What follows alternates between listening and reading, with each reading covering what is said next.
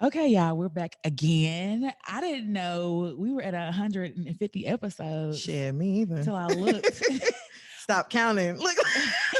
But we are here and we have a very, very, very special guest coming all the way. Our second stop from Atlanta. This is Just Eldredge Eldredge with the Just Right. Eldredge podcast. Hey. They're right. They're right. Hey, first of all, let me just say it's a big deal. This is a milestone episode, and y'all chose to interview me. This is really dope, and I'm honored. Thank you, ladies. Y'all are like the big sister to us podcasters who trying to do our thing out here Oh in this my gosh. world. You know what I'm saying? Y'all the pod queens, so appreciate Oh you gosh. Thank you. Thank you so All I much. hear is pressure. Okay. But applying it. we kind of met Just Eldredge like a little bit when we went to we did a She podcast in Atlanta last year. Last year. And we went to the Black Pod Collective. They had like a party or whatever. And Just Eldredge was there. Well, I want to keep calling you Just Eldredge. Eldredge was there. And he was at a party and I saw him. He's like, "You look cute, girl." I was like, "Thank you." Just being really nice and friendly or whatever. And then I made the mistake of asking him if he smoked weed because this is the time I had just started. You probably don't even remember this. I do remember. He's like, I didn't know you was gonna say all that. But we had went to Atlanta. I had just like started like getting into smoking weed, and I asked him I just assumed that he smoked weed, and I was like, "Hey, you know where I can get some weed from?" He's like, "Oh, I don't smoke, sweetheart, but I know some place you can go." I'm like, "Damn." You're supposed to be able to spot a smoker. It's the eyes. They always assume I smoke. It's the eyes. It's the eyes and the locks. I ain't gonna lie. Not the locks too. She just out here stereotyping. Was Only she didn't call them dreads. We good. We good. See, yeah, I've learned my lesson. Wait, what's the difference? Because dread is like a bad word. Like, yes, ain't nothing dreadful about my hairstyle or lifestyle, baby. You know what I'm saying? Oh, okay. Into a spiritual journey of inner beauty that is manifested upon the nappy crown on my head. Oh, I heard that. Come on, talk that talk. How many times have you had to get that synopsis of why you don't call them locks versus dreads? Man, how many times? A lot. So we're gonna get started here, but first some ground rules. Yes. So if we can hear your phone, okay, you have to either answer on air or read your text message that comes across. Oh, that is a cool rule. Wow, you with it. I think that's the only thing. Yeah, that's pretty much it. And then of course we do 100 rounds. Mm-hmm. So that's pretty much, well, we said it was like concentration last time, but I guess we got concentration or categories or whatever. Yeah. So we are going to give you a word or a person, and we're just going to go around basically. Whoever cannot think of the first thing or say the first thing that comes to the top of their head, they lose that round. So that's it. Damn, I hate game. Let's go. Pressure. All right. So okay, so you ready to go ahead and get started? Let's go. Okay, so let's go ahead and get started with 100 rounds. Green. No, just head ass. Okay, we're gonna do 100 rounds. Tory Lanez. I'll start. B. Small. Wife beater. Meg. Shot. Stallion. Foot. Dolphin. Shot. Did we already say shot? Yes, I said Foot. shot. Oh. It was. All right, I'm ready. That was the warmer. I'm ready now. That was it. That was it. You want to go again? Nah, all right. It's y'all flow. Now I know I wasn't ready. Okay, we could do one. Do you want to do Meg? Okay, yeah, let's do 100 rounds. Meg the Stallion. Houston. Beyonce. Tall. Hottie. Fat. Cognac Queen. Thick. Sexy. WAP. I was just gonna say that. Cardi. Pussy. Miss Tina. Miss Tina be in her comments all the time. Tory. Oh. Legs. Dance, bitch. We're gonna stop right there. We're just gonna stop right there. I'm sorry. It's what came to mind. We're gonna stop right there. So, sorry. Because I was gonna fuck it up, but that really fucked it up right there. Damn. All right. So what happened? What's going on? So, Eldredge, I'm pretty sure you already know about Tory Lanez releasing his little EP last week. Did you listen? I didn't listen all of it, but I did listen. What I did listen to, that shit fire. And I'm And just you gonna be real. and you gonna I'm just say gonna be it. real. So Mhm. I'm gonna say it. So like, all right, boom. Let's just get right to When a it. nigga say, "All right, boom," He finna put you on a fucking roller Boom. coaster. facts. All right. So I actually did a podcast on this, right? So I got a Mhm. whole episode called "Should Black Men Exile Tory Lanez?" Mm. And Mm. and it started out because I brought some sisters on the podcast a week before, Mhm. and we were talking about it, and they were like, "Fuck Tory Lanez," and I was like, "You know what, man? It's fucked up because we don't know what happened. If we Mhm. really gonna be real, we don't. You know what I'm Mhm. saying? And I believe it's become very politically correct and very commercial to protect Meg. You know what I'm saying? Like you got all these brothers coming out and saying, "Oh, fuck you, Tory, Right. protect black queens." Mhm. But like, nigga, if we're gonna be honest, there's some black queens that need to be protected with some niggas that you fuck with. You know what I'm saying? But like when this but protecting black queens become very um what's the word I want to use? It becomes very convenient based off who it is. You know what I'm saying? Mm. It's Okay. go back to the Gayle King situation. If Gayle King wasn't Gayle King, Snoop Dogg done called plenty of whole bitches. You know what I'm Mhm. saying? And we Yeah. had no problem with it. Mhm. But it was Gayle King. It was Oprah's best friend. If Mhm. that wasn't Oprah's best friend, Gayle King, Snoop Dogg wouldn't have been apologizing the way he did. Mhm. Same, same situation when you go to this. I think this is a hot moment and niggas are jumping on Tory. And I do feel like Tory need to be held accountable. As a man, we Mhm. have the right to question another man. Like, bro, what you were in the presence of some queens. So what happened, bro? You know what I'm saying? Mhm. But at Right. the same time, if there's niggas that know Tory that was fucking with Tory before all this, as men, we got to go to our brother. It's a different level of conversation. It's a Mhm. conversation of accountability, but it's also a conversation of, bro, you all right? Like, are we Right. gonna do we just throw this brother away? You know what I'm saying? Do we just Mhm. throw him away based off of that? So it becomes the whole Chris Brown situation. Chris Mm. Brown, when he got into it with Rihanna. Rihanna. The Mhm. thing is, Chris Brown had a talent that we couldn't deny. Mhm. But True. they were coming for Chris Brown. Like when you got niggas as big as Jay-Z politically Mhm. moving against you, getting Mhm. shows canceled for you. Like, but Chris Brown, I feel like that incident shifted who Chris Brown could have been. I feel like a lot of Yeah. what we see of Chris Brown right now, like the bad boy image, Mhm. Chris Mm-hmm. Brown, he wasn't on that path. He Mhm. was on something He was completely on different. But Yo. You sure ain't yeah, the coke, What all but drugs?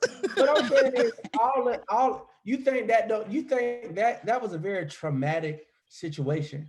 You know what I'm Mhm. saying? And I think that caused I think it did. It's like you know they talk about the butterfly effect, like that Mhm. one thing we don't know how much it rippled into. So That's true. as far as the Tory Lane going back to the EP, I listened to it like and the nigga talented. Like and any nigga like motherfucker like or only a real nigga gonna admit that shit. Like you ain't got just Yeah. saying the shit fire ain't saying you forgive him, ain't saying you believe him. I'm just saying the motherfucker's talented. And like I go, don't. go. We've never disputed that Tory isn't talented though. Yeah. And I think a big part of it is that Tory has not been held accountable because this nigga's been silent and quiet. And instead of coming out and saying anything, he drops an album, which I feel like um is what I can't describe the word. Insensitive? Insensitive Yeah. of when he dropped it and how Yeah. he dropped it. Yeah. The timing was bad. And instead of like, I mean, the nigga still saying he didn't do it.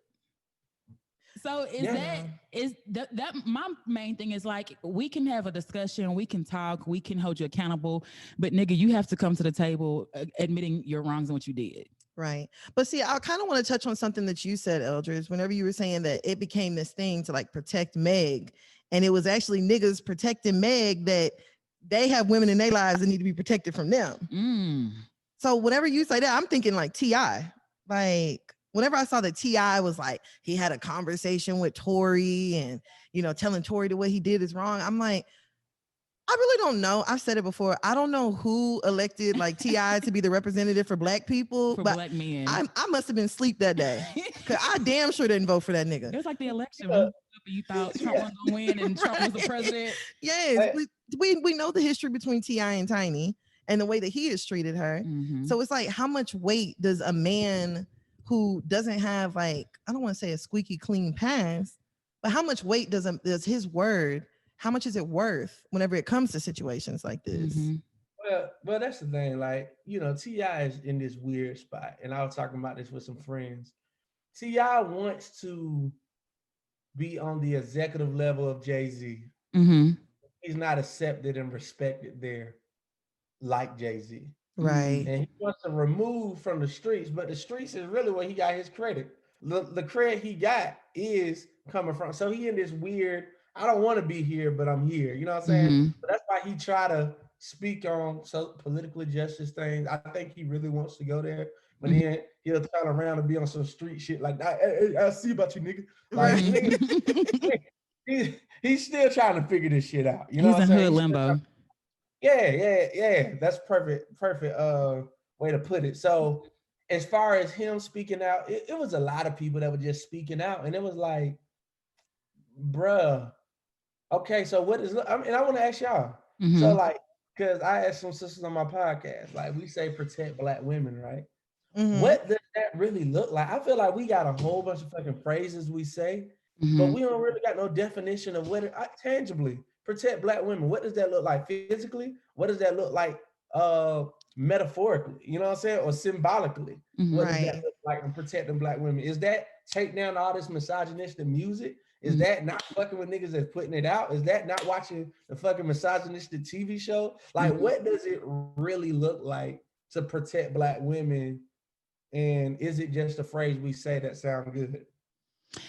I think a lot of niggas say it and makes it sound good. But for me, when I say protect Black women, it's more so because what I've seen a lot of niggas do is they protect their sisters. Like, you can't talk to their sisters crazy. You can't talk to their mama crazy. You can't talk to them crazy. But why is it okay for someone to do that to someone else's daughter or sister? And a lot of times I've seen niggas be like, well, that ain't my business. Right. Or that's not my problem. Or that's not my issue. And also, there is like almost, we saw with Meg that you can't talk or you can't be sexually suggestive and ask for protection because you're in a spot where like, well, you out here dressed like this, or you out here talking about this, or you out here doing that. And it's like almost contingent on based on who you are as a person and whether you deserve protection or not. So whether who you're associated with. So whether you're, a ghetto Black girl, queer Black girl, loud Black girl, professional Black girl, like, you shouldn't be put into any category on whether you deserve basic human decency and respect. Right. And I think when I say protect Black women, it's just like treating just the sister that you meet just like you would want someone to treat your family or whatever, or step in and intervene when something else is going on. What? Boom. Put a pin in that. All right. So I got perfect example. I got 4 sisters, right? Mm-hmm. 4 sisters, 2 older, 2 younger. Right. So the type of brother I am, I'm different relationships for different sisters. Mm-hmm. But growing up, the type of brother I was a very protective brother. A very, who this nigga? I ain't fucking with this nigga. Like, so that goes to, I don't want to be protected like a sister, but at the same time, I'm a grown woman. I get to do what I want to do. There's a level of possessiveness that men have for their sisters when they're protecting them. Do you want that from the men in the community? Because again, I'm gonna ask my sister, why the hell you dressing like that? Like, you know what I'm saying? So it's like there's a lot when you use that example. But why though? There's a lot of conflict. Why though? That's my sister. But it's like, why are you asking why she's dressed a certain type of way? Because that's my sister, and I also know that there are a lot of niggas out here that's on some fucked up shit that they just read into how you dress to this how you are as a person, and it attracts different energy, it attracts different behavior, and I'm trying to protect you by trying to be proactive and get you not to wear it. Because if a nigga do try you, now I gotta be reactive and possibly kill a nigga. But is that a what she's wearing problem or a nigga problem? Because it's not like a nigga problem. But the nigga ain't my brother. The nigga ain't my friend. The nigga's a stranger. I can't control that nigga. I can only control my sister. This is my circle. This what I can't control every. So what's easier? Control my sister that's in my household, or go out and teach a manhood development program for every nigga out here in the No, world? see, it doesn't have to be a manhood development program. And that kind of falls into where my definition of protect black women is Thank you. like Let's go. I feel like every black man, like I'm sure you have homeboys. You probably have homeboys that you have seen cheat on their girlfriend. I'm Never. sure. Come on. Me and my niggas don't do that. All right. All right. We So just you I'm on okay? top. Exactly. So you probably know a nigga that he done cheated on his girlfriend. You might know a nigga who done went and had a baby on his girlfriend. You might even know a nigga who done put his hands on his girlfriend. You may not even be friends with him now. But the thing is, to me, what protect black women is when these things are going on and you as a black man see it, do you hold that nigga accountable? Like, I think there needs to be more black men that are having conversations with each other like, bruh, like this is you not doing? okay. Yeah. It's not right what you're doing. This is the effect that it is having on her as a woman. And I think that there needs to be more conversations like that. I do agree with you, and I think they actually are more being done than you actually believe. So for me, like, men hang around men like them. Men, like the phrase "birds of a feather flock together." That was for men. That wasn't for women. Like women, well, you got very conservative girls. They got whole ass friends. You know what I'm saying? Right. And you got very like women. Like Insecure is a perfect example. How four different women, completely different, they all hang together. Right. Niggas not like that, bro. Like niggas hang with who they hang with. So like 9 times out of 10, if you got a dude that's a good father, all his home, like I don't know one nigga in my life that is in regular rotation who ain't a dope ass dad. I won't even fuck with a nigga if he don't fuck with his kids. Like nigga, if you don't fuck with something that came out of you, I Right. know you don't give a fuck about me. Man, Like talk about it. I won't even fuck with a nigga that don't fuck with his kids. So that's to me when I be hearing about niggas don't be, that shit is like it's like Mandarin. I can't even understand that shit because I ain't around it. So, like, I agree. I do agree with you. It do needs to be different levels and more accountability. And I see it. I see it more. I mean, I don't know. My niggas just kind of different. We just kind of different because we want more. We want Right. something different. So what about the niggas that you do know? I'm pretty sure you know at least one no good nigga. And I'm sure you know at least one.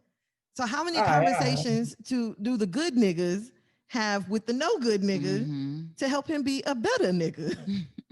So, prime example, and this is how I know I'm growing up. Come on, So, growth. my homeboy was on, and baby, you seen this because I was late. So my homeboy, I'm on Facebook and I scroll, and I just see my nigga put a status, and it's shouting on the status comment, and they just going back and forth. Oh, you ain't you did this, you cheated, like. And I ain't hung out with this nigga in a minute, but this used to be my partner. And since then, him and the girl got together. They done had 2 kids. So I called him immediately, and I'm like, bro, take that shit down, bro. Like that shit a bad look. You on your page arguing with your girl. I'm not even the type of nigga that read comments. So if I don't read 3 or 4 of y'all comments, I can imagine other niggas that is trying to see y'all lose don't read. I'm like, bro, take this shit down. Matter of fact, meet me. I'm about to take you out to eat. And we met up. I took him to dinner, and the first thing I said, I was like, nigga, do you want to be with your girl?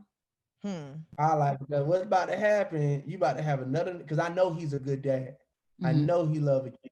You about to have another nigga in your house, stepdad watching your kid. Don't fuck around, let her get a rich nigga that got more money than you, taking your son to the game that you trying to watch on TV. Come on.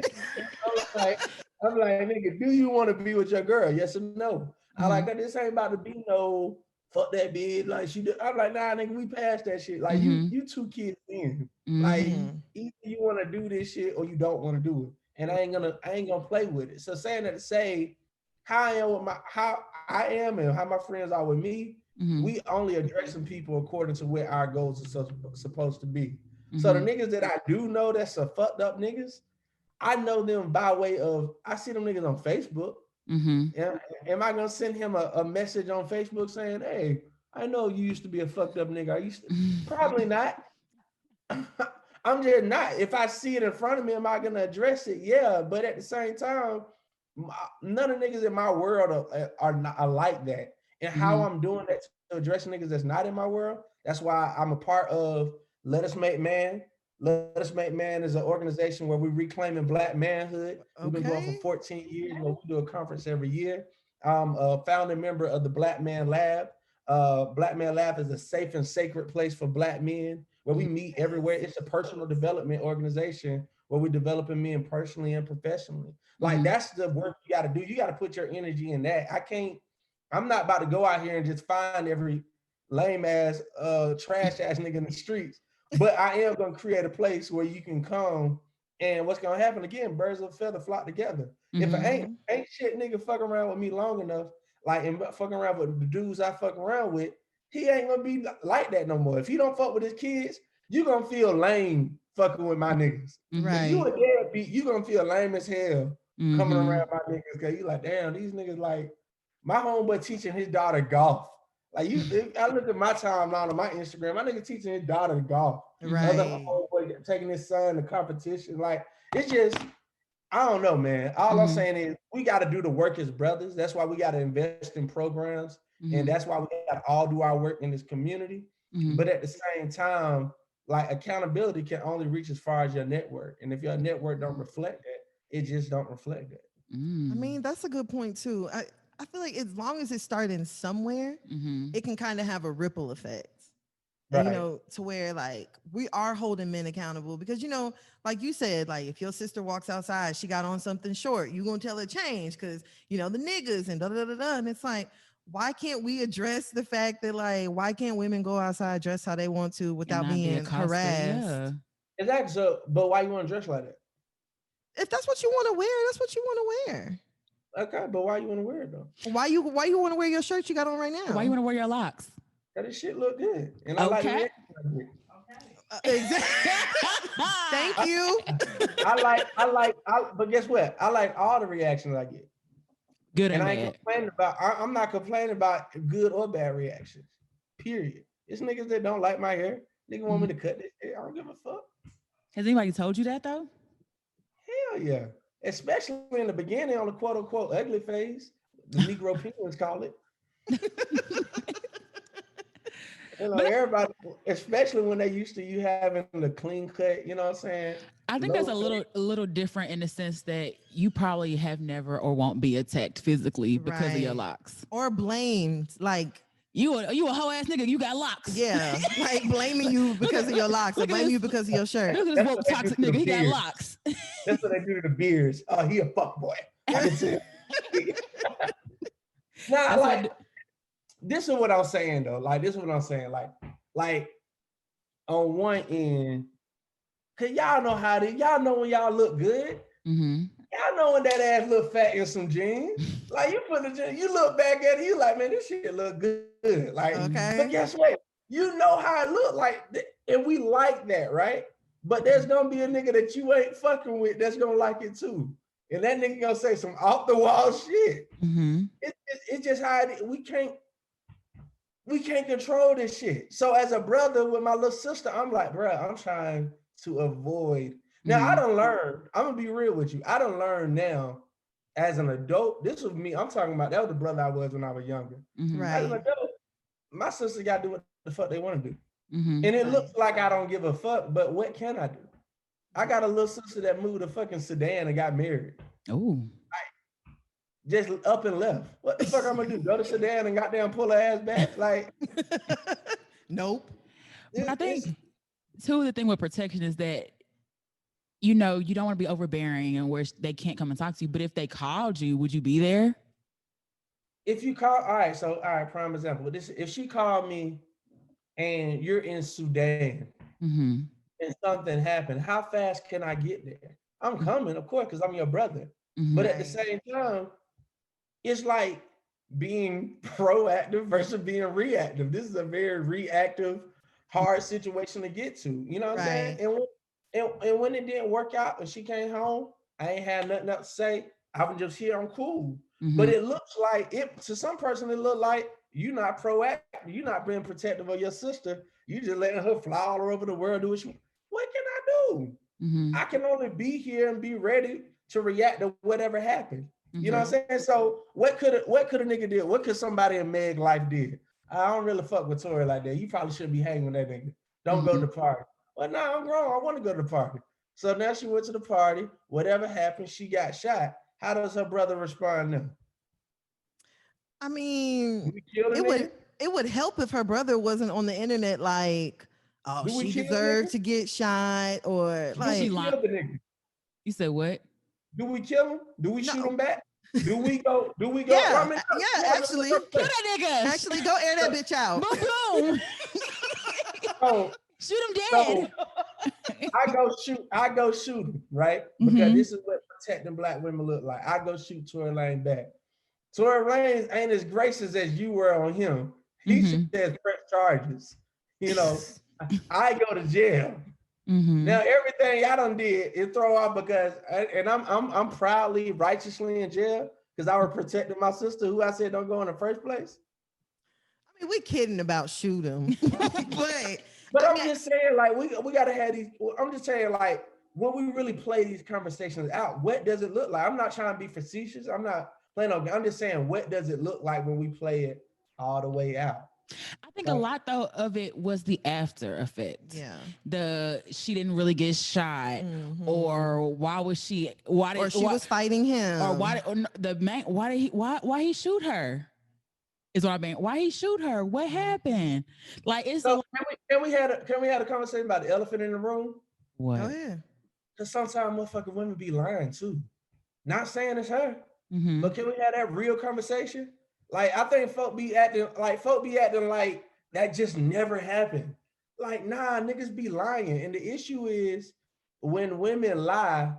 In my opinion, when it's found out that women lie, other women do not do a great job at reprimanding that woman for lying because that woman makes it hard for every other woman that's being real in situations when they are really attacked, when they are really, Oh, you can continue. I'm sorry. No, that's all I'm saying is there is, if I am a man that's been blamed for some shit that I did not do. A woman has said, I've never touched a woman in my life. I've never hit a woman and I never will. But I had a woman said I did that. And it's one of them things where it's such egregious, it leaves a stain on your reputation, whether she's telling the truth or not telling the truth. You know what I'm saying? Right. So when you somebody that don't experience that or you don't seen that, it's politically incorrect to ask the question why she got shot. But at the same time, in the back of the head, niggas be like, what happened? We don't fucking know.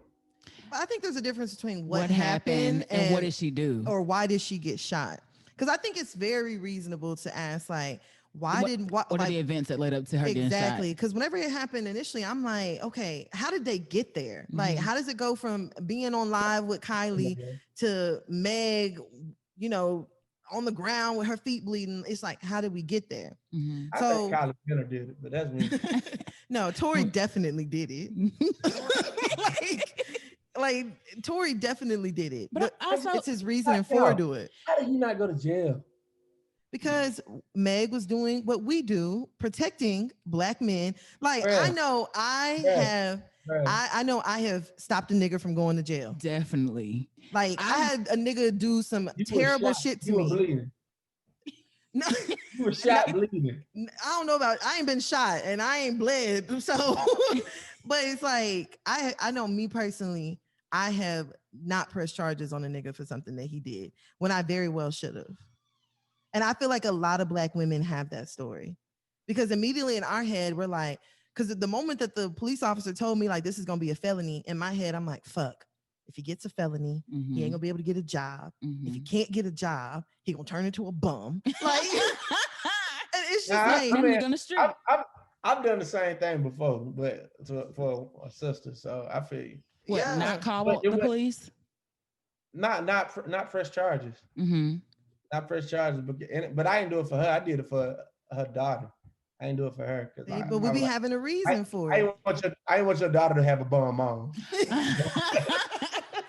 But I think also too, it's been a history of Black women not being believed, and there's lots of stories too where Black women have said something and told something, and it's not believed or not to be truthful. But a white woman comes out and says the same thing, and they're given all the support and resources and stuff. And they be lying. And they're big lying. Big lying. So I've been more recently, you know, I believe her first more so than anything, because I mean, you just, a lot of the, when you have the strength to come out and really just say something, because, you know, for so long, Meg really didn't say anything. She never said she got shot. She didn't name anybody. She didn't implicate anybody or anything like that. And then all the speculations like, oh, she lying about getting shot. And if what Tori said, if you got shot in your foot, how I didn't hit bone and tendon, like that, that whole thing came out too. So like now it's putting this. That nigga stupid for saying that shit. He was stupid for a lot of it. I was like, why would you say that shit? That was stupid. I think it was the Kylie, the like a baby and a man. Comparing Kylie to baby Jesus, I think that was about the dumbest shit I heard. You did that shit? Yes. He said she looked angelic, like a baby in a manger. Yep. Who else is in a manger? I did not hear that shit. Yes, he definitely compared Kylie. And see, this is another issue. Look at the way he talked about Meg on how many songs, and then whenever he gets to talking about Kylie, it's angels. I wish I would have. Yeah, looking like a baby in a manger. I ain't hear that nigga do all that shit. Fuck Tori. Yeah, oh, now it's fuck Tori because the white woman is angelic. Now it's fuck Tori. Right before, that shit go hard. It was hard. I listened to it. I'm a real nigga. Right, head ass. I said I ain't listen to all of it. Well, we didn't even listen to it. We listened to snippets of it, and I'm just like.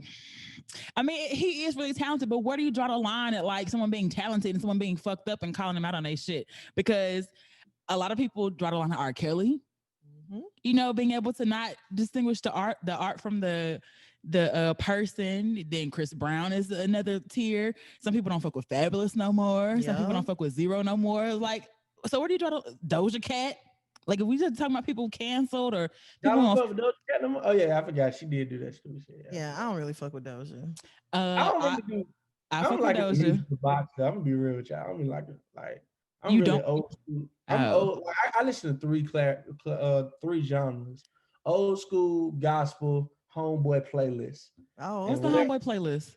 Whatever my homeboy listen on playlist when I'm around him. Like. Yeah, other than that, like, I don't really be on that new shit. I'm trash. I listen to Doja Cat still.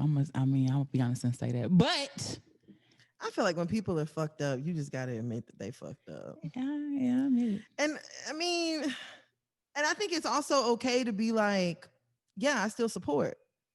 But I just think that you need to realize what you're supporting. Yeah. Like you can scream all day, like I still love R. Kelly and I still love this. And it's like, okay, that's fine. Just know that you are supporting a pedophile. And I'm pretty sure if R. Kelly did something to your baby, you'd be ready to kill the nigga. So just know what you supporting. Like that's where your money is going. Like all these aunties that was at all R. Kelly shows and they throwing their panties on the stage and putting a towel on his dick and doing all that. Like I just want you to know that your money went to a child sex ring. And then I think one thing we also got to realize too, I don't care what it is. It could be saying that I could say, I believe the devil is really bad. If you believe me, stand on the left. If you don't, stand on the right. I promise you, there's always going to be somebody on both sides. Like, you're just never going to get a 100%. And we just got to, I think once we begin to accept that, and then we got to make our decision, like we got to make a decision as a people, like, okay, how do we operate in our disagreements? You know what I'm saying? Because we be so emotional. We be so emotional. Like I don't see nigga, like especially even over this election shit, like the Trump and the Biden, and of course I want Trump out. I'm ready for a new president. I'm ready for a whole new system. Period. But like I don't see niggas like I'm not fucking with my family no more because they not voting for. I'm like, man, Biden don't give a fuck about you. Yeah, big facts. You about to goddamn leave your family, your blood, so they ain't voting for the fucking. Like we really just be getting so bought in and emotional on all this shit. So that's how that all start. The conversation start on my podcast. I'm like, okay, Tory Lanez fucked up. Mm-hmm. Like we just at this point, what messed it up for me is like, all right, boom, it happened. He went silent. He went dark. Now I remember when something happened to me like that, I was gave the same advice: go dark on it, because I'm gonna just be real. Even if he would have said something out loud, like I ain't do that. If he would have came out saying I ain't do that shit in the beginning, it still would look just as bad. Yeah. Like you just man versus woman at the end of the day, because we naturally want to protect women. Right. Everybody, it's always gonna look like woman win, woman favor. So regardless, if he would have came out now, came out later, this shit just looked bad. Cause she shot and she's saying you did it. And ain't everybody else saying he did it too, like the driver and all that shit, the bodyguard. Yeah, everybody. And she just recently unfollowed her best friend Kelsey. Yeah. That motherfucker. Right. Whatever she called her. So and so even that, like I also believe too that these niggas were tripping out on some real shit, some real drug shit. I actually agree. I think they were drunk and high. I feel like it was some drunk and high. I honestly feel like somebody else shot her with his gun on accident. You think? And got that. I think Tory shot her, but I think that they might have been like tussling for the gun. I don't know. But then also, people were saying that he had said "dance, bitch, dance" and shot at the ground. Like that's not funny. But Negroes lie. Yeah, like you don't know what to believe. You don't know what to believe. And then also I was like, man, it's crazy how like art, you can get away with anything with art, right? Because we making an uprise. Like niggas like, fuck Tory, man. Fuck this nigga. When I see this nigga, hit clap, pop, pop, pop. Like everybody like, so right, because they say he shot her in the foot. One of the funniest movies, I would argue, top 3 funniest movies ever created is Harlem Nights. I knew you were gonna say one of the funniest scenes is a black man shooting a black woman who was whooping his ass in the toe. Right. Same quote unquote scenario. So you think Meg was whooping his ass? Nigga, hell yes. Y'all hold on. Hell no. Like you can't tell me she wasn't whooping his ass. Like y'all can't laugh at this nigga being 4'11" all these years. And then not think he ain't, because look, I'm 5'7" with a very joyful personality. And I know I know every woman I've ever dated either thought she could whoop my ass or even have a good fight with me. So I can only imagine if I was born as tall as Tory. That nigga got a heart in life. And then I'm not dating no stallion. This is a woman that literally has named herself after a tall ass male horse. Like, you're wrong. So I can only imagine if you getting smart at the mouth with a tipsy high stallion and you 4'11". Yes, I think he was getting his ass whooped, bro. I think his ass was getting. I think that is a safe assumption. Ooh. I don't care. I don't know if I can't assume that she was like, I can't assume that they were fighting. Yeah. I definitely think that they were drunk and high. Well, no, the thing is though, I've dated niggas that were smaller than me and I would never say nothing because I feel like them niggas really would touch me. So I wouldn't even try it with them niggas shorter than I, because no, like it's their personality. They probably didn't have a joy for your own personality. Like, see, again, it's a personality that messed me up. Like I just seem like a nigga that ain't gonna fight back. Damn. You seem like one? Yeah, like I'm cool. Yeah, you don't give me vibes like you'll hit a bitch. No, he look like he gonna argue your ass down and make you want to hit him. He look like he gonna say some shit that's gonna be like, you know what? You got one more thing to say to me, and I'm gonna pop you in your ass. Nigga, stop talking to me. Right? Did she gotta tell you to shut up?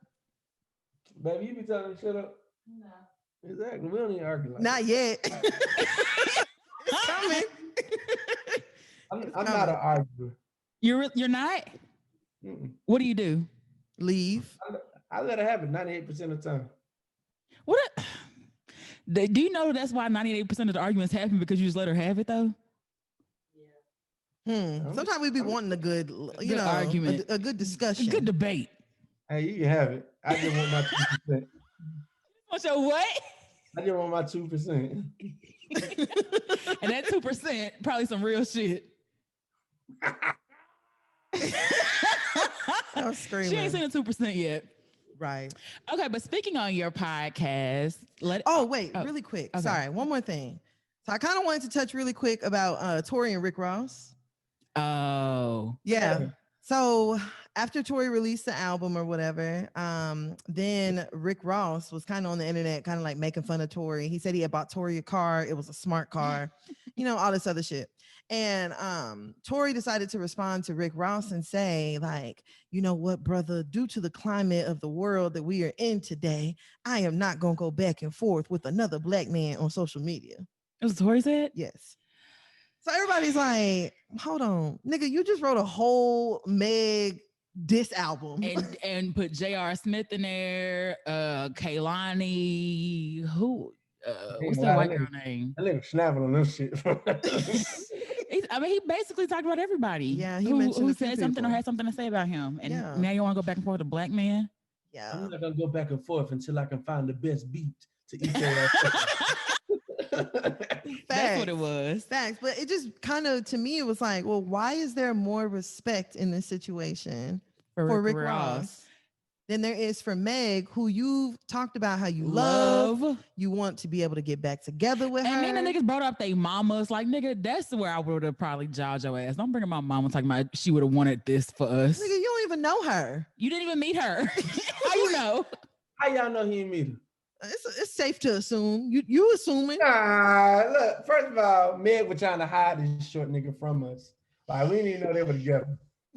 So, one, y'all be in these goddamn full-blown in-love relationship, but we trying to hide it because you slick embarrassed about something. And so we don't know how. I would assume they shit was way deeper than what Shawty trying to put on. First of all, in real life, we're not really hiding no nigga. In real life. So we be out. We be out with the nigga. Ugly, short, no teeth. Like, we love whoever we love. Old. You go out in public with that nigga, but like in life, that nigga don't be around your family like that ex nigga was. That nigga don't be around because you ain't ready yet. Meg wasn't ready yet. That's different if you're not ready, but if you're with them, yeah. But not what I'm saying is Tory and Meg was in some deeper shit than what Meg want to admit. Them niggas was together. I mean, I do think that they were like, I think they was really tough. That nigga wrote a whole album, bro. I know what it looked like when a nigga hurt. Robin Dick. Robin Thicke did that too. That girl said Robin Dick. Robin Dick did it too. Oh, okay. So that's it. Yeah, no, that's it. So then we got to cover it though. Like I give my last say. I just want to say is I'm sorry that Meg got shot. Mm-hmm. Like I think that's fucked up. Mm-hmm. I don't think Tory handled this the most tactful way. Mm-hmm. There you go. I don't think he handled this the most tactful way. Mm-hmm. I don't know what happened.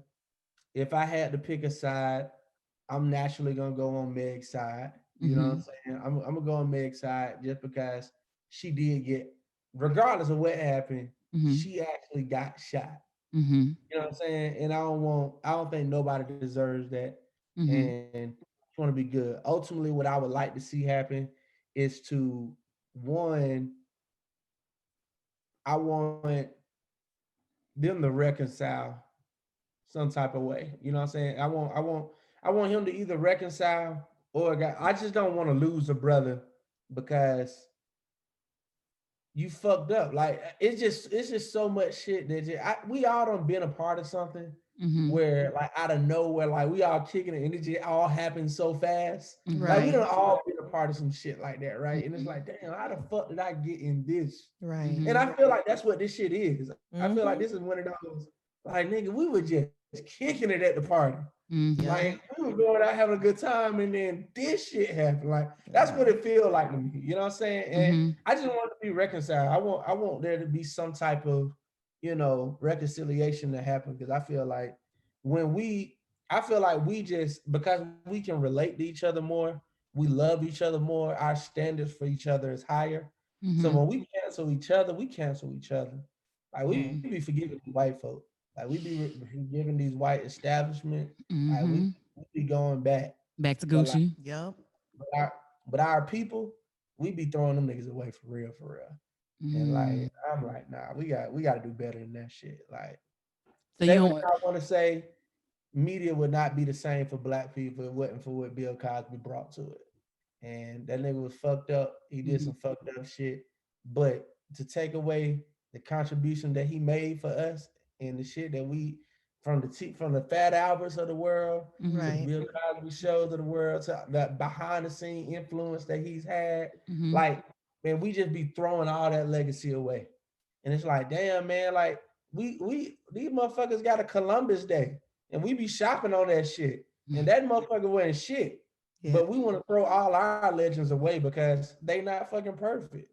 And I just feel like we got to figure out, what does that look like? How do we filter the fucked up behavior? And then also as believers, I don't know where y'all lie on the faith side, but like I always love it when I see a Christians be like throwing motherfuckers away. I'm like, nigga, do you read Paul's writing? Like, you read?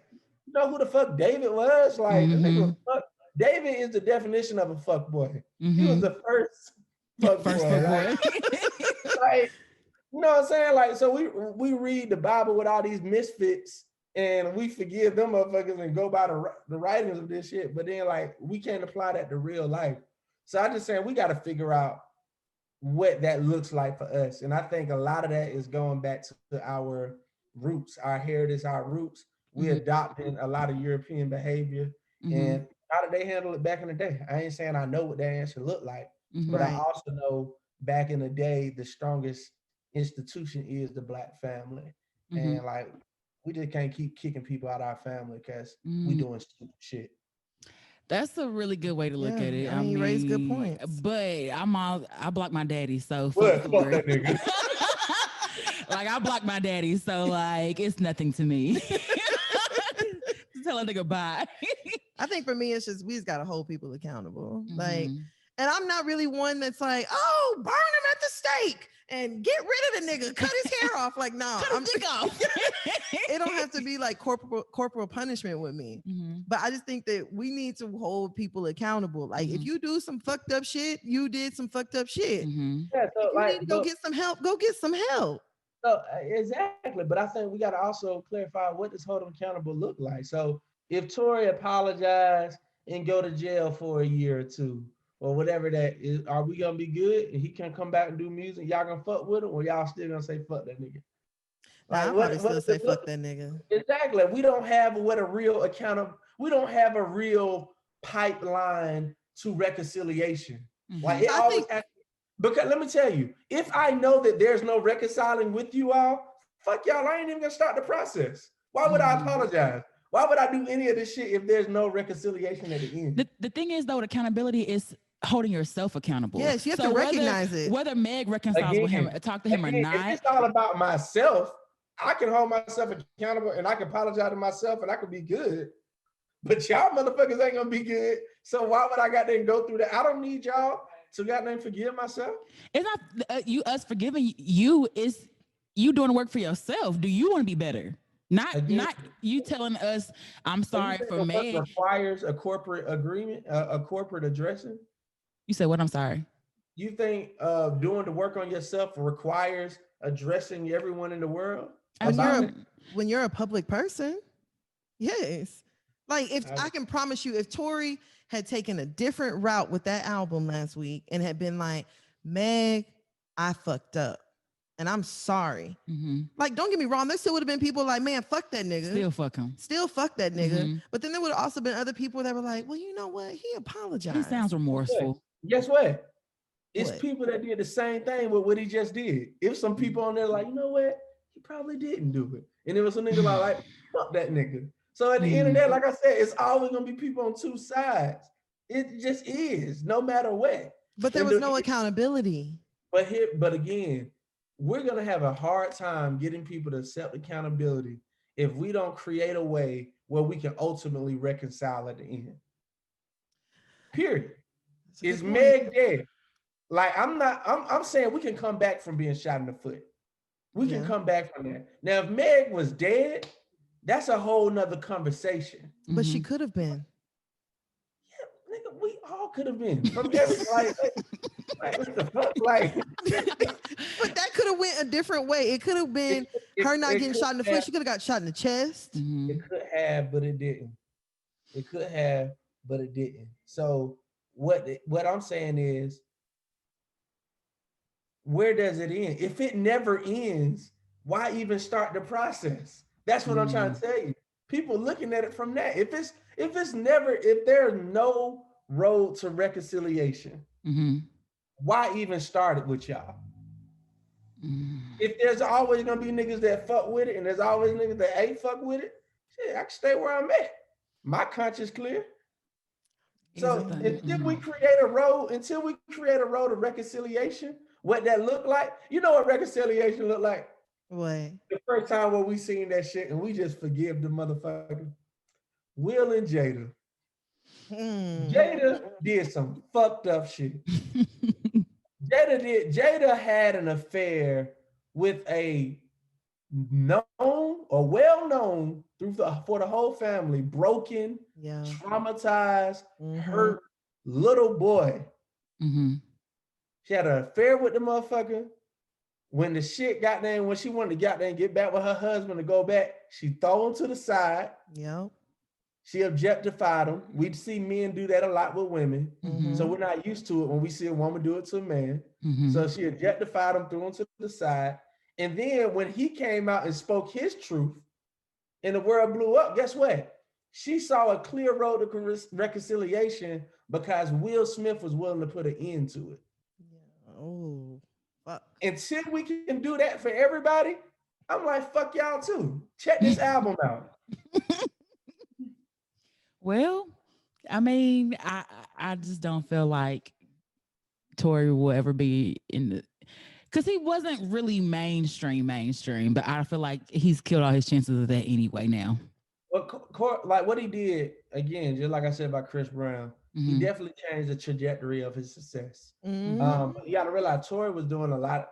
Tory had just bought all his masters. That's Quarantine Radio. You see Kanye West going ham on trying to get his masters right now. Right. So for him to have all his masters, Quarantine Radio, he got named. Now, it wasn't as pretty, but that nigga was killing D Nice shit. Everybody want to talk about D Nice because D Nice had Obama in his room. You know what I'm saying? But goddamn Tory Lane shit brought everybody. Like it was niggas in there that didn't even want to, niggas creating fake accounts. Obama had a fake account in their shit. You know what I'm saying? Like niggas didn't want to goddamn, but that nigga was on top. But this just fucked up a lot of this shit. You know what I'm saying? It's unfortunate, but that's life. That's life. Like at any given time, we make one decision and it's going like that. That's why we gotta just be careful how we act and move. I hate it, but I'm just saying I do feel like we gotta understand, like, we gotta make a decision. What can we and what can we not come back from? Let's have that conversation. Like, what can we not come back from, right? Okay, if it don't fall under that, what is the process of us getting back to being a family? And I'm not saying it's a microwave. I'm not saying it's a toaster. Right. This shit might be a slow crock pot cook. Okay. Like it might be a slow cook. But guess what? There's still a clear journey to reconciliation. And if I see it, I'm willing to take it. But like opening up, being vulnerable, taking that route just to hit a dead end, like, fuck you anyway, nigga. Like, regardless. Right. I'm like, nah, I ain't doing that shit. Nah. Well, you did. We're just moving, I guess, switching gears. You did talk about all the organizations you're a part of, but you also have a very, very, really good podcast called the Just Eldredge podcast, in which I'm a fan of. I listened to it ever since I started, or ever since I met you at the event or whatever. And you have a very interesting dynamic of where you bring in women for your panel. Your mom was on there a couple of times. I've heard her. And then you have the guys on there, and you have just really open and honest conversations and things like that. So how did your podcast start, and how long have you been podcasting? Man, I got shout out to Keith. Keith Haygood is my producer on the podcast. When you hear all the noises, Mm-hmm. all Yeah. that, that's Mhm. Keith. Mhm. All that's Keith. Man, and you know, Keith used to always say he's like a real pie head. Like he listens Mhm. to podcasts, like he listens to like 50 podcasts regularly. Mhm. Right. And Keith was like, bro, you need a podcast, man. And Mhm. it's crazy when you have people that believe in you more than you believe in yourself, Mhm. and Ooh. people that see a vision. And Keith always, I ain't know about it. Podcast for me was this ugly purple app that I deleted off my phone for space. Right. You know what I'm saying? I know about radio, you know what I'm saying? Mhm. And Mhm. I just remember Keith like, bro, let's just try it. So we started 2 years ago, we started the Made Life podcast, and it's still up. If you put Made like an acronym, Uh-huh. M.A.D.E, Mhm. it's an acronym for Motivated Adults Developing Excellence. And Mhm. it comes from I started a nonprofit back in the day called Made, and Mhm. it was just trying to motivate people to live the excellent lives, like excellent lives with their family, their Mhm. community, themselves. Mhm. So the Right. podcast was just like every episode was breaking down a word acronym of like Mhm. how to live the made life, and we were still in studio time. Like he like Keith used to work at the little radio spot, and they never, when he started working there, they never changed the code. Oh So wow. like we were literally going in that motherfucker like 12 o'clock, and like we were like, all right, we're gonna go into 10 because we know they all leave at 8. We Mhm. get there 30, somebody there, we're like, all right, we gotta wait. We wait in the parking lot till like 12:30 or midnight Mhm. to record the podcast. So we did that, and then I remember I was in Luxor, Egypt. I was in Ooh. Egypt. My mentor, I go over to Egypt every year with him on his trip. And I just remember talking to Keith, and Keith was like, man, like, bro, you got a voice. Like, I listen to podcasts all the time. If you take this serious, you can Mhm. change the game. Like, niggas Mhm. fuck with you. Like, Mhm. just get serious with it. Mhm. And I Right. remember I was in Egypt, and I just spent every dime I had on like all the equipment we needed. Like, I bought Mm. the roadcaster, I Mm. bought the mic, I bought the head. I'm like, nigga, let's just do this shit. Fuck it. Mhm. It's gonna Mhm. happen. Gonna happen. When I got back that July, we sat down, we recorded the first episode, and the rest is history, man. It became very cathartic for me. It was like, Mm. it's like I had I mean, I got opinions about a lot of stuff, but just even having a conversation like we were just having about the Meg and stuff. Like you want to have a conversation that's not so filtered in commercialism and not Mhm. filtered in politics. Like this is really how I feel. This might not be politically correct. This Mhm. might not be the prettiest thing to say, but this is how I feel. And I'm gonna bring somebody else on that feel completely different. And let's Mhm. talk about it. Let's talk Right. about going Dutch on dates. Like, why do we really feel like this is an important thing as brothers? You know what I'm saying? Like, Right. let's talk about. I had the sister that got something to say where Mhm. all the sisters came on. They're like, I ain't fucking with no broke nigga. Like, Mm. but it's like on my podcast, like what we say is like we like to create. First of all, we want to entertain you. You know what I'm Mhm. saying? Second, we want to educate you. Third, we want to empower you. Fourth, we Mhm. want to elevate you. And that's Mhm. our Mm. 4 goals with every content we created. And that's why Just Eldredge Media was created, because it was like it's so much more to talk about. It's Mhm. so many voices out there, and it can't all be done on my show. Let's Mhm. create a platform where we can create more, so we can have sisters like y'all said, like y'all be killing it, man, and y'all be having these Thank you. conversations. Y'all funny, y'all intelligent, Thank and you. y'all bold. You know what I'm saying? And we Mhm. need more of us to be bold on the mic. More people that's like right now. If you Mhm. on the mic right now, you doing this shit for 150 episodes, and Mhm. y'all ain't got no millions of sponsors. You know what I'm saying? Mhm. Right. Y'all ain't get paid millions. So that mean that shit real. That mean that Mhm. Yeah. shit is unbought. That mean that Yeah. shit is authentic. You know what I'm Yeah. saying? So that's the shit we need to be listening to. Mhm. So that's where we at. So I was gonna say too, because you just dropped on. I think on your last episode, you dropped that you had Just Eldredge Media, and tell us a little bit more about what that is, because we talked a little bit before we were recording about kind of what your goals were. But what does Just Eldredge Media mean to you? So Just Elder Media for me is like, bruh, let's my MC Hammer of podcasting. I Mhm. think we bringing everybody.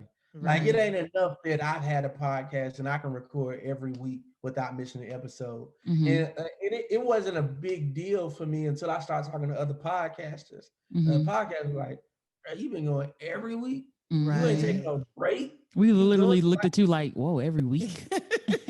like and that like I just got shout out my team, man. Keith and Mark, these brothers, man. And I ain't paying these niggas nothing but food and love. Mhm. Like, Yeah. but like we believe in it, you know what I'm saying? Mhm. So it's like I want to empower other voices that have the opportunity to speak and put us in position where we are all get seen together. Like Mhm. when you see stuff what Joe Budden is doing, like Joe Budden really having those conversations like in a lot, it get lost in the sauce, right? Because Yep. everybody, like Joe Budden, he's a celebrity. That's why he. But Joe Budden, if you listen to him, he's a celebrity. But one, he's not a Drake celebrity. Mhm. He's a celebrity. There's levels to the celebrity stuff. He's not a Mhm. Drake celebrity, and his conversation is leaning more towards the independent creator. Mm-hmm. Like Yep. he's leaning on our side, Mhm. and Joe's like, nah, I'm not about to take this money because if I take this money, this is the new ceiling. My Mm-hmm. podcast is everybody's. So if Mhm. I don't ask for $250 million, like if I take 50 million, that Mhm. means the person under me gets 20 million. Person Mhm. on Yep. 10, by the time it gets to us, like, yeah, what are we gonna pay y'all? Couple Like hundred. y'all, you know what Yep. I'm saying? Y'all, and guess what? We're bringing fucking value. Mhm. Yep. Like you gotta Culture. realize we're bringing more value. Like put it like this: what's the average length of y'all episodes? An hour and a half. Yeah, hour and a half, 2. 2 hours. Hour Mhm. and a half. You gotta realize an hour and a half, bro. I don't give a fuck. The hottest Beyonce, Meg, Cardi B song you think of can fit in an hour and a half 100 times. You know Mhm. Yep. what I'm saying? Like Yeah. y'all are keeping people on these platforms for an hour and a half. People that might Facts. not even be here. Cause y'all Mhm. know how podcasting is so new. Podcasting is where Facebook was when it was only college students. That Yep. shit Mhm. is like it's as many people as you see on it, is that many more people that's not on it. So Yep. Mhm. most of the people that fuck with our shows, first time even hearing a podcast was because of our show. Yep. Mhm. So like Facts. we brought brand new listeners, brand new, and that shit is value. And Mhm. Joe Budden is saying they shouldn't judge you based off of you being you. They shouldn't judge you compared to me. They should judge you based off of how you killing it. It's like wrestling. How they got the Mhm. lightweight, they got the heavyweight. You can't judge this lightweight based off his ability to wrestle with a heavyweight. Mhm. Yep. Now, Mhm. put them in there with other lightweights. And if I compare y'all podcast with everybody in your class, y'all the motherfucking champs. So Mhm. pay these Right. motherfuckers. Pay Right. them, put the money behind them. And guess what? It's only gonna grow. And Yep. that's Mhm. all Joe's saying. Joe Mhm. saying y'all just got them, y'all stealing the culture. We giving y'all free I'm content. telling We got you. Mhm. charging y'all like, man, fuck me. I had a whole campaign started, but goddamn, I had took the campaign. It was the F that spot campaign. We were Hmm. Mhm. like, I was trying to get podcasters remove all this shit off Spotify with Joe Mm. Budden. I But I feel had you. I feel look, you. I'm Joe is I a was about to gem. do it. I was about to do it. The only reason I didn't do it because Joe Budden said at the end of his, he like, look, everybody ain't where I'm at. Do what you gotta do so you Yeah. can be where I'm at. So I'm Mhm. telling you. Mhm. Joe yeah, is a genius. And I be telling people, I'm like, y'all are asleep. Everybody wants to think about how corny of a rapper he is and all this other stuff. That nigga is so past rapping. Like yeah, that y'all is 5, 6, 7, 8 years behind. when you Joe looking is at so beyond that. He's ahead of his years. man, when you He look is. at It's the a For Joe pull up, Train. for real. the pull up, yeah, shit. I fuck with him. I fuck with Like Joe Budden too. the pull Heavy. up, all that shit. Mhm. You see my last episode was titled Yo. I just want to meet Joe. I'm telling you. And that's what I'm doing. I'm trying to the Just Eldredge media is really just trying to us creating like I told my cousin they consider me Tyler Perry, right? Mhm. Hmm. And Just Eldredge podcast is my flagship, so that's my Medea. You know what I'm saying? But I'm Mhm. about to release a House of Pain. I'm about Yeah. to release a Woman Thou Art Loose, and I'm just about to build my shit up. Like Tyler Perry showed us like your shit ain't gotta be what everybody love to become a billionaire. It's just a few people gotta fuck with it heavy. Hey, look, you just gotta stay in your lane, do your thing, and you're gonna come up. I'm telling you, and sometimes that hate train carries just as much weight as the love one does. Whenever people hate you, they still talking about you. They still watching, seeing what you're doing. Yeah. So sometimes that works too. It is. So so the media company is launched officially. Still waiting. You have things in the works. So who you plan on bringing out and working with, or? Yeah, so it's officially launched. I got another podcast. So there was a series on my podcast, just the other podcast called Why Black Man Why. I don't know if y'all ever heard one of those yet. Yeah. Yeah, so like what we did, we just took that and made it its own podcast. So we got the Why Black Man Why podcast. It's like we recorded probably about 10 episodes. Shit, hilarious. I can't relate to release that. I got another show coming out called Industry Adjacent. That's my version of the pull up, and just talking with all my industry friends and how they broke in, and really just trying to get information from everybody else can break in, whether it's film, music, you name it. It's just I'm adjacent to a lot of industry niggas. You know what I'm saying? I fuck with a lot of niggas and niggas like, bro, are you in the music industry? I'm like, nah, I just fuck with a lot of music niggas. Right. So like that's how the whole thing came out. My mom, we about to do her podcast. Oh my God. I was gonna ask you, are you also on your Tyler Perry shit where you gotta be in everything? No. Okay. But it's probably better if I am. But head ass. I'm definitely not. Those are just ones that you gotta realize too, production budget wise, it's easier when it's just me and I can just let's just bang this stuff out. Like even Why Black Man Why, that's me and 2 other hosts. I got 2 other dudes, and I be trying to be the B mic, but they be pushing me to be A mic. I'm like, I don't mind. I'm cool, but like I'm excited. I am actually excited to start producing shows that I'm just on behind the scene on. So like my mom's show, that's gonna be really cool. There's a doctor called Dr. MJ Collier. Dr. MJ Collier, we about to be working with him on his podcast. He's actually the hip hop doctor. He be on Ricky Smiley radio show. Okay, I know the name sounded familiar. I thought it sounded familiar too. Yeah, so I actually recorded the episode. That's my new doctor. So I went to him because I turned 30 and I was trying to be a grown man. So I went and got the checkup. Good job. Yeah, black men got to take their health serious. And dude was just funny dude. And I was like, man, come on my podcast. So he came and interviewed on my podcast.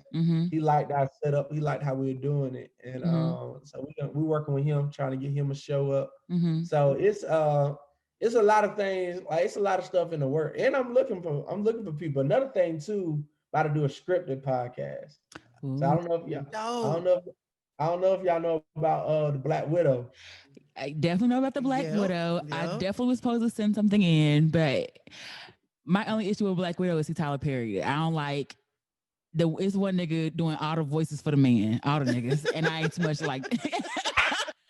I was like, this nigga don't even sound like this nigga, but I definitely. So yeah, it's gonna be something similar to Black Widow. Hey, so Eric is Dizzy. Eric Dizzy, right? That's my nigga, right? So you might have had that episode. Damn, the one I just want to meet Joe Buddy. I actually called him on that episode, and we talked for about an hour on that shit. Like, but that like he's the one that's helping me just kind of really do my thing on it. Because I was about to call him right now and be like, hey, bro, they said you Tyler Perry. I mean, you can, but I mean, like, I like my little erotic. That's how I kind of got my start writing. I think that was one of the first podcasts she was listening to. What? The Black Widow? Yeah, probably so. Probably so. But I Yo, Eric, what up, man? Hey, look, man, I got your sister that want to say something to you real fast. Hey, Mr. Perry. Hey, man, I'm interviewing on the Hear Ye podcast right now, and I mentioned your Hear Ye podcast. Hear Ye. Hear ye. Yeah. So I mentioned your podcast too, and they're like, "Oh yeah, I fuck with it," but he like Tyler Perry. He do the voices for all the niggas. Hey, what's crazy, bro? With something like this. Thank. Who said that? Who said Mr. Perry? Who said that? Thank you for that. That was me, B. Somebody. I told somebody that I want to be like a Tyler Perry podcast, and they shot this nigga down like he was like Satan or something. I was so fucking confused, and I thought about it like, when do they ever praise black men that make a lot of money? Ever. Never. They always critique LeBron James. He moves. It's an excuse for his greatness. Kobe Bryant. It's an excuse for his greatness. Michael Jordan, Jay-Z, Tyler Perry, anybody. And now you. No, not me. Screaming. Hey, but now look, we just want to call you. We love the podcast, bro. We all trying to be like you and get these scripted podcasts going. Definitely. Black Widow is a gem. He sound like we in cap mode. Cause I told this nigga, let's get our listeners or somebody write a script and I produce it, and then they'll be by Perry and Black Widow presents a story that y'all found. Because this is a fire ass writer over here. She got stories. I got in trouble for writing erotic fiction in high school. Yeah, she been writing erotic fiction since high school, dog. I'm gonna send a group chat with all of us in it. I'm gonna send a group chat with all of us. I just want to call you, nigga, let you know, man, you doing your thing. We love you, and thank you for being our big brother in this scripted podcast world. Yes, Thank you. Thank you. Thank y'all. Send me that text, bro. All right. Okay. Yeah, that nigga cool, man. That nigga cool people. Black Widow is definitely like one of the first. Yeah, I remember when she introduced me to it. I was like, "Oh, girl, listen." Yes, listen I remember. to it. But so how is the podcasting in Atlanta? You feel Podcasting in Atlanta. So what's so funny at that event that I met y'all at? So I'm just gonna be straight up. Okay. Anna don't like me. Okay. And it's funny. It's funny you say that because why though? That was your first time meeting each other, right? No. So what's so crazy? When I met, cause she wanted to meet me, cause she see me talk, like people see me post my podcast so consistently, and now I'm the podcast guy. So people like, yeah, I want to hear about you and see what you're doing, but they don't realize the secret weapon is Keith. Keith is really the podcast guy. Like I'm just the face. Yeah. Right. But like Keith, like he's the one that he records, he edits, like he listens to podcasts, like he's the podcast guru. But Keith truly likes behind the scenes. He's one of them people that likes being the support. You know what I'm saying? So we work really well together. But I honor Keith and I bring him everywhere. And I speak his name everywhere. You know what I'm saying? So I remember I don't want to meet the first meeting. I brought Keith there. She was kind of like, you just brought this nigga and meeting me. Like we got a quote. We got a saying that 1 out of 5 niggas gonna fuck with. Like 1 out of 5 niggas not gonna fuck with me. You know what I'm saying? It's just, and it's not for no reason. It's just like the personality. I don't just want to. She was just one of those. And like, even that night, like you couldn't see it, but like I was just goddamn politically taking the room over. That's why I really be a good personality. Cause like, you ain't gonna fuck with me. I mean, you definitely stood out. That's for sure. So that was on purpose. So like, oh, you being petty. I mean, I'm just being me. And I'm like when the people love you, it just is what it is. But she blocked me on all the all the pages. I'm blocked on all the pages and everything. You not part of Black Plot Collective? Yeah, no, bro. I don't know. That's so funny, but it is. Oh my, it's so petty. For the simple fact that y'all both in Atlanta. So the podcast in Atlanta, what is it to me? Because probably because I'm not a part of Black Pod Collective, I say niggas don't know about nobody. Like, like, but I don't know. Maybe they having events every day. Like, so it's I don't see enough dudes in it. You know what I'm saying? Black brothers, because even the Black Pod Collective was very sister heavy, which I'm not mad at that at all. You know what I'm saying? Y'all always bring the genes around it, but it's not enough brothers in it. You know what I'm saying? I don't think it is diverse enough. Like I'm also shooting a narrative podcast right now. I'm shooting a narrative, shooting a scripted. You like, on it? Okay, On your best checking shit. all the boxes. Bro, we're not playing. So it's like, but I think a lot of our podcasts are very in the box. It's like culture, Right? What's hot? You know what I'm saying? Like, and even the Just Eldredge podcast, like we try to shoot evergreen content. Like every one of my shows, you can go back. Like even when what's our girl, super talented that was at the Lakers game with her ass out. Lizzo. Yeah, even when the Lizzo did that, we didn't talk about that. We had a BBW appreciation episode. I remember I listened to that one and I appreciated it for sure. So, but like we have conversations, like we make current events like the sprinkles, but it's not the ice cream. You know what I'm saying? Like we like my content, I could take out the intro where we're talking about updating what's happening in our regular lives, and literally the episode would be like a brand new episode that could come out every week. Right. So I think a lot of our podcasts, they see stuff like Joe Buttons and they see all the brilliant idiots of the world. They want to be that, but it's so much more. So I said I was gonna create my own collective. Not collective. Well, and then real quick before you hop into our listener letters and things like that, or our questions, our hear ye. When does your podcast drop? And I know you can already drop the network, or you've already dropped the network, but when does that rotation, like when are you going to start putting out the rotation for things that you're working out on a network and all that stuff?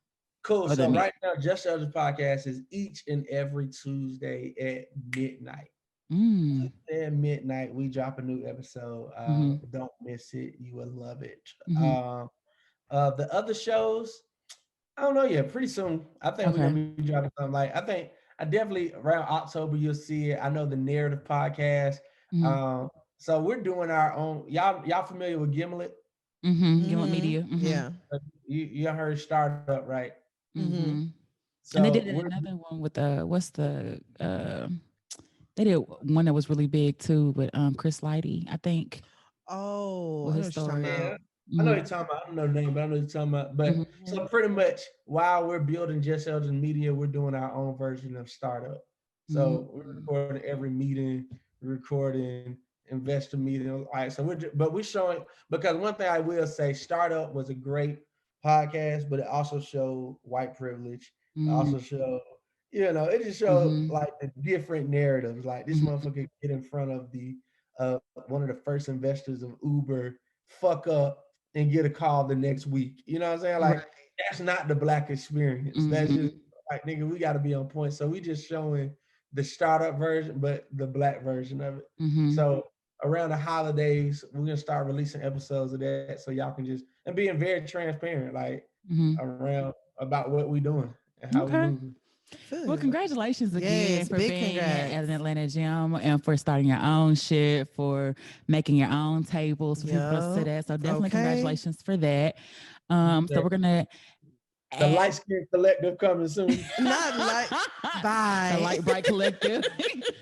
Okay, so we're gonna get into the Light Pod Collective. the light pod. I'm screaming. We have a few questions we're gonna get into, and then we're gonna get out of here. Okay. So the first I feel like it's been long, but it's been good though. Yeah, it's been good. It's a little lengthy. But I mean, some people I know when we get on here, we just gonna talk. Yeah. Because gonna be. You gotta be real. Like our motto at Just Eldredge podcast, like, nigga, let that shit ride. If the conversation ride, nigga, let that shit ride. And shit, the listeners will thank us later. Okay, so here's one question. I've been dating this guy for 3 months, but I'm not sure if he's my boyfriend or not. We go everywhere together. I've met his friends and his mother, and we talk about a future, but he's never called me his girlfriend yet. How do I ask? And is it assumed that we're together? Shit, don't assume shit, Don't girl. assume, because the nigga First would. of all, nah, I don't know. Look, Look, What? you're not his look. girlfriend. You said Not she's his girlfriend. not? Not his girlfriend. I agree. He don't want to be. He on some grown man shit right now. You his woman. Now the only thing. Oh, get the oh, okay. Hey, but look, this man done introduce Really you to his tried mama. it. You definitely Bruh, he done introduce you to his mama. That means He done- nothing. Look, he don't introduce you to his family. That He done means introduce you to nothing. everything that's if he no, it does mean something. He has a great relationship with his family and mom. So if he don't introduce you to that, the only thing I don't think you need to have the immature conversation. Are you my girlfriend? You need to have a conversation of like, yo, what does this? Are we exclusive? It's more having the exclusivity and the intentions conversation. But to go to the girlfriend, that nigga he on some grown man shit right now. You don't met his family. Y'all going on dates. Y'all going out. Hey, look. Eldredge, I was really riding with you until you said that bullshit. I don't give a fuck. Like y'all gonna get this. So you've only introduced women to your mom when you were together. Because a lot of y'all niggas mama be meeting By women accident. by accident. See how y'all do though? That was an accident. He took her over there. Okay, so every woman you introduced to your mom, every woman you've introduced to your mom, you were serious about. No. Okay, so that means nothing meeting somebody's. Cause you know what these mamas will lie for their sons. Will and say my mama won't lie, baby. My mama won't lie. But your homeboy's definitely gonna lie for you. Your cousin's definitely all right. See, there it go. We're gonna play it back for her too. Okay. What's the timestamp? At an hour and 21 minutes. Right. Watch the facial expressions. I look like Offset on Okay, here. gonna leave it in the comments. Eldredge girlfriend, timestamp, hour 21. But your homeboy's gonna lie for you and be like, oh, he ain't never brought no other girl around here before. Oh, you different. You different. You better than the rest of them. Bro been different since he been with you. I'm gonna say this to the sister. Sister listener. One, thank you for being vulnerable, and writing in. But I'm gonna just say, don't tap the screen. All right. So, what I mean by tapping the screen, we all had our phone in our hand, enjoying a great piece of content, right? And it was so good, or it was like we always tap the screen to see how much longer it is.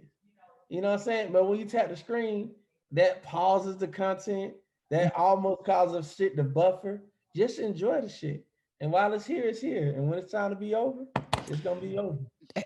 That was an amazing analogy, but it was still some bullshit. It's amazing. It's an amazing analogy for a podcast or a YouTube that you're watching, not for a nigga that you fucking and sucking on. Like, nigga, don't pause me.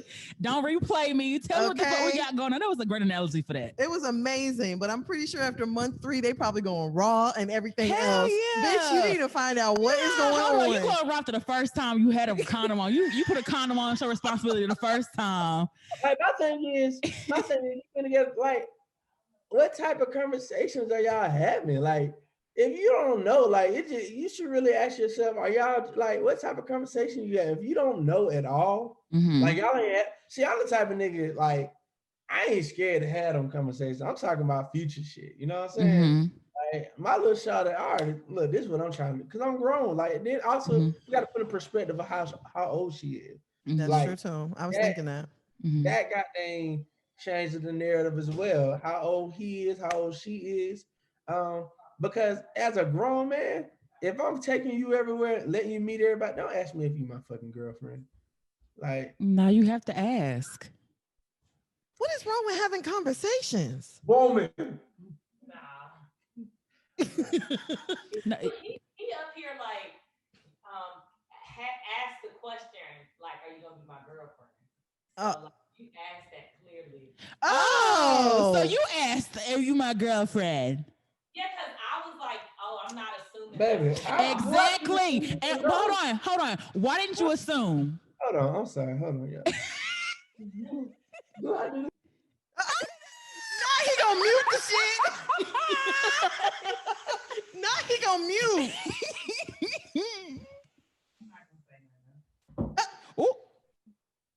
Okay. See, look. Look, The thing is though, and I feel girlfriend because we've all been kind of like assumed some shit. yup. And then they be like, well, you ain't really my girlfriend in the Yup. first place. So a lot of times we're not gonna assume like, and me personally, you have to have a conversation with me because one, I don't take cues real good. I don't know if you flirting, I don't know if you like me, I don't know what's going on. You got to tell me what we doing because I don't even know. But two, you just want ain't no wrong one reassurance about what it is y'all doing. Yup. And for both mutually, because a man will assume it's something and it's Mhm. Mm-hmm. Exactly. Or assume that it's nothing. Yup. Don't You get your ass off this goddamn. No, because sis is speaking she's facts. spitting okay. Spit. Nah, because we be on Zoom calls all day at work. Like don't flex. Like if I did this on your Zoom call, hey, look, I don't make the rules. I just play by them. It's cool.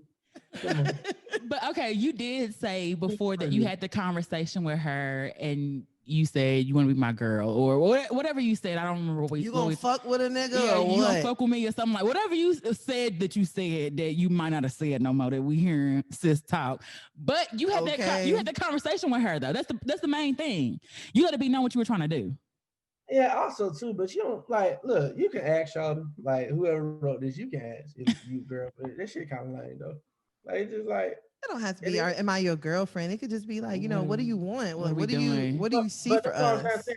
How old are y'all? Y'all not having that kind of conversation at all? Like y'all been around for 3 months. You meet my family, we fucking raw. Like what are we talking about? But I don't put much weight on meeting nobody's family. Like because I have kids, I gotta really fuck with you for you to meet my kids. And you can be my daddy, you can be my stepmom, you can be my best friend, but you can't meet my grandma. Actually, you really can't even meet her. You can't meet Tan, but you can meet my grandma. You can't meet my grandma. You can't meet my kids, and you can't meet my inner circle. So meeting somebody's family really don't hold too much weight with me. Because niggas be lying. Yeah. Homeboys be lying. Covering for you. All I'm saying is, it's like, what are you talking about if you don't know? Like that's all I'm asking. It's like if you've been around for like what for real, what does your conversation consist of? Like that's what I'm trying to figure out. Like if you don't know, like do y'all talk about future? She said they talk about the future. But even then, you could be talking about your future with somebody else. Hell yeah, nigga could use your future with another bitch. or you say like, I want to get married, I want a wife, I want kids. That don't mean you see that with me. Yo. And you talking about your he's okay. You talking about your future. You talking about your goals. What I'm telling sis, sis, you need to write on a piece of paper while he on the phone playing 2K. No. Like, be my boyfriend. Yes, no, maybe. Not with the boxes. And I think a lot of times too, the woman doesn't want to have to ask, like, or be in control of that. And I know it's very archaic, but we don't want to have to ask that question. All this shit a gamble. I'm gonna be real. True. All this shit a gamble. So for me, I'm just gonna go hard. Like she can wake up today and be like, I want another nigga, but that nigga had to work to get this shit because I'm putting in work. Come on. See, this is what the fuck I'm talking about. Energy. Come on, energy. Come on, energy. It's just a gamble. Like this shit is a risk. You know what I'm saying? And that's why you stay single until you're ready to make that risk again. Because last time you took that risk, that shit hurt. You're like, fuck, I don't want to do that no more. So I'm gonna take a break. But then you see somebody like, well, yeah, that risk is kind of, I'm willing to take this risk with this motherfucker. So you in this game again. You know what I'm saying? So right now, she in the game. So to me, I'm gonna say assume your position. Fuck that shit. You become the goddamn fuck being a girlfriend, become the wife, like all that shit. Like assume that shit. Assume that shit. I feel that. So shit, well, words from Eldredge. Okay, assume it. I don't know. I definitely would ask. Oh no, I'm finna ask. Y'all doing? What are we doing? Yeah, what's the ask a nigga? But I'm just saying, you ask a nigga then. And then he tell you, oh, we just cool. We my homegirl. Oh, okay, bad. Bad. Look, I know. Yeah, all right. So thank you. Let's play it out. He just cool. Now what? What you gonna do? I'm gonna stop fucking him. I'm dumb, so I may still keep fucking for him for a little Girl, bit. shut up. No, I'm gonna stop fucking him. If the dick good, you gonna keep fucking. No, I won't. I've I've walked away from amazing dick. I've walked away from fire ass head. Mm-hmm. But if it's not going nowhere, I'm too old for that. I'm too old. And then I'll fuck around and be too busy fucking you on a Friday night and really miss my husband. Nah, not doing that. Well, I'm gonna fuck him for a little bit longer. I'm gonna just be honest. I ain't gonna lie. I might see what's hidden for a little bit longer. Sorry. But once you tell me that, you tell me like we just cool. So then what I want to say to old girl. Mm-hmm. Before you ask, prepare your decision for each answer. Mm-hmm. I think that's all I'm saying. Yeah, that's a good point. If you're gonna leave, be prepared to leave completely. Yeah, and if you ain't ready to leave, don't ask. Look, don't tap the screen. Just enjoy the No, for real. Okay, so we have one more question. We're gonna get out of here. I've been with my girl since 2009, but we had a 2-year break in the middle because I moved across the country. You cheated. During that time, I partied too much, but when I was being a dumbass, she always supported me. Once I moved back, I was reluctant to get back together with her and I had doubts, but I truly, really cared for her and I wanted to give it a try. I voiced my doubts to her about getting back together, telling her that I wasn't sure if I saw our relationship going long term and I'd be willing to give it a shot if we don't rush things. 2 years in, we've just moved in together, but I still don't know if I can see her in my future. I love her. When I begin to think about my future and what it looks like, I can't picture her in it. I like our relationship and the support we provide each other emotionally and career-wise, but something is missing. I don't get excited to do things with her anymore, or being together feels more like a chore than quality time spent with my girlfriend. My lease is up in a few months, and I don't know what to do. These months seem like forever away, and maybe my doubts aren't real and I'm blowing something with a great woman. It seems like a simple solution, but I'm conflicted. Why can't I just be happy in my relationship others would love to be in? Nigga, because you don't want to be there. Nigga talking about something missing. Nigga, what's missing is you. I'm like, hey, this nigga right here tripping, bro. Hey, bro. First of all, I'm glad to hear that his name on the lease too. He ain't move in with her. You know what I'm saying? Second of all, like, nigga, leave. Like, bro, I'm sorry. Like, we live in the ocean, my nigga, and you is not happy with this goldfish. Like, you just gotta let it ride, bro. And guess what? That's life. You could be missing out. I doubt it, but she could. I think she's familiar. Familiar. She's comfortable. She helped you afford that apartment you couldn't get on your own. But I think too, it's kind of hard though when things are going good for you to just leave, because it's like, okay, so what am I leaving for? But it's your reason. Yeah. You said what? That sounds like that nigga jacking off before he fuck.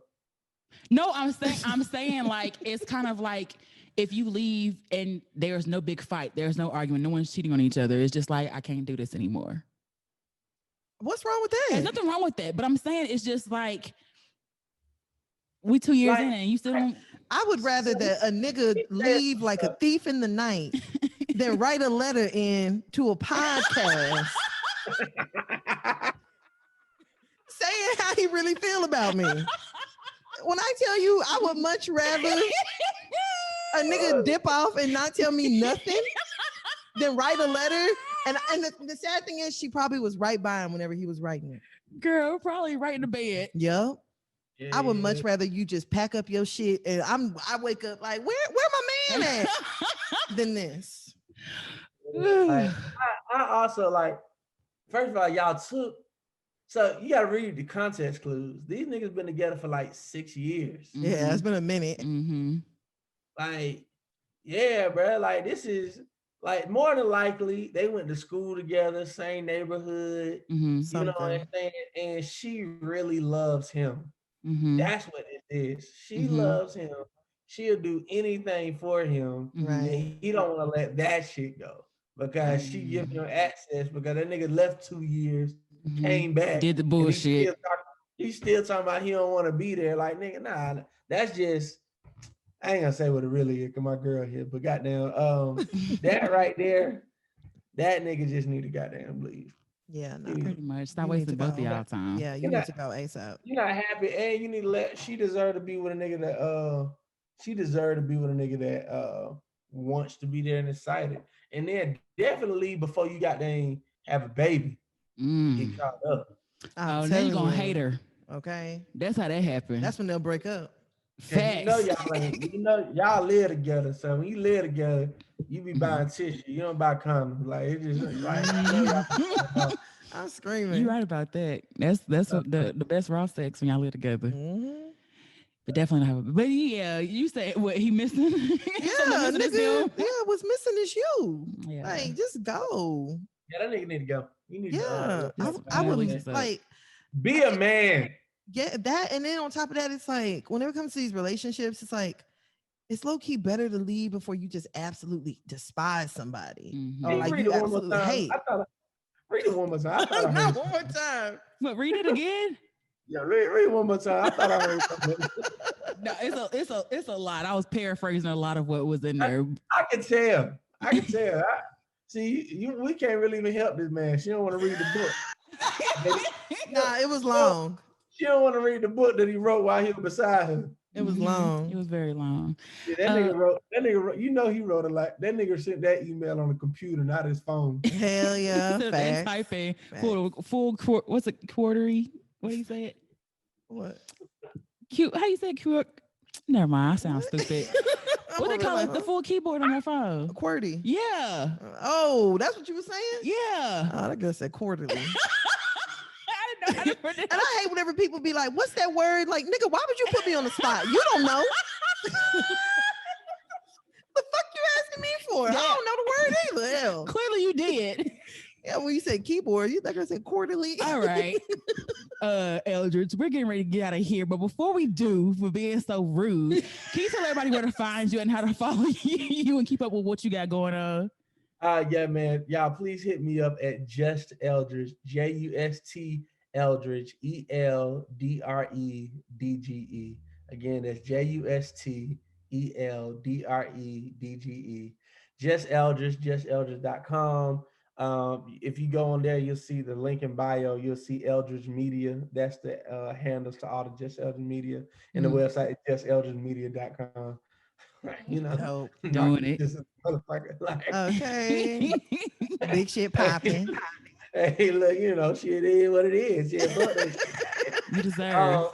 But now, look, follow me, y'all. Fuck with the podcast. I promise you, each and every week we bringing y'all some real juicy shit. The podcast ain't as good as this one right here, though. You know what I'm saying? Oh, Y'all, nah. ladies, I just appreciate y'all for being who y'all are, man. Y'all funny for real. I love every episode.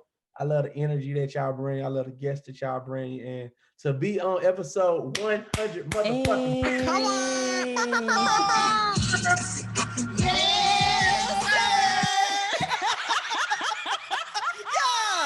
Yeah. Come on. Oh, Man, screaming. for real, congratulations. This is gonna Thank be you. y'all most listened to, must view motherfucking podcast. Come on. Talk that motherfucking talk. And look, y'all need to come to Atlanta. I want y'all in person on my podcast. Like, I need to bring y'all in the studio. When y'all come, like, cause y'all know we never close. Everybody else. I know it's Shit. been wide open. Yeah, Texas is the same way. A little bit. Yeah. I don't know if y'all like us though. Yeah, Like, nah, we ain't got Atlanta- no swimming pool in the middle of the club in the pandemic. Atlanta is tripping, my nigga. Like, I'm talking about like nigga be like Corona who? Like Facts. I don't know her. Right. Nah, we're gonna have to make our way down there for sure. I know Atlanta bad, bro. When I be feeling lame because I got a mask on, like niggas laughing. Nah, continue to wear your mask. Definitely. Oh no, I ain't, fuck these niggas. Like I be lame, Yeah. but I'm just saying. Lame. I walk in there and everybody looking at me like I'm Michael Jackson back in the day, like. That you still have it on when you're not even drinking. Bruh. So look, man, for real, ladies, congratulations. Thank y'all. Thank you. Thank you. And thank you for coming. Thank you for agreeing to come on here with us. Thank you. We appreciate you. Of course, it's a big deal for me. So when does this episode drop? It will be Friday. out Friday. Friday in a few days. Yes, Fridays. sir. And then your podcast drops on Tuesday at midnight. Mm-hmm. And y'all can find me at who_that_breezy, BREEZY on IG. And where can they find you at? You guys can find me on Instagram and Twitter at Tana. Well, actually, I'm not on Twitter no more. Twitter kicked me off. She's suspended from Twitter. Twitter definitely suspended me. So you can find me on Instagram at Tana Taught You. That's TANNAH Taught You. And of course, you can find the podcast at Hear You Podcast. That's HEARYE Podcast. And you know she didn't give a fuck because she didn't even write into Twitter and told them her kind of Nah, I suspended. don't She give a was- fuck. Like, shit, it is what it is. I be on Instagram. Also, As long as the you can podcast find still up. you can find my intruding ass girlfriend at Ollie.fit. OLLE.FIT. Ollie.fit. The best personal trainers in Come the on. motherfucking game. Hey. Digital training. You can go online. You can pay your classes. Fuck with it. It's going down. What'd you say? Look at her. Wellness. All right. But Yeah. look, Don't forget the Ollie.fit. Go on there. Check out my girlfriend. You know. I was actually gonna ask you your girlfriend's name, and I was like, well, I don't know if you want everybody to know her name, so that's why we just called her sis. Mhm. But Yeah, I ain't no name. I gave Well- y'all her business page. Y'all just gonna have to guess which one it is. right, Ooh. well, okay, we just have to follow. Okay, we're going to follow. Well, thank you so much again for joining us. Yes, We- thank you both of y'all. Yeah. For yeah. Yeah, Such a hater. I can't wait to her next Zoom call. Leave her Zoom alone. It's going down, baby. Appreciate Thank- y'all. Thank you. Bye. Y'all have a good night.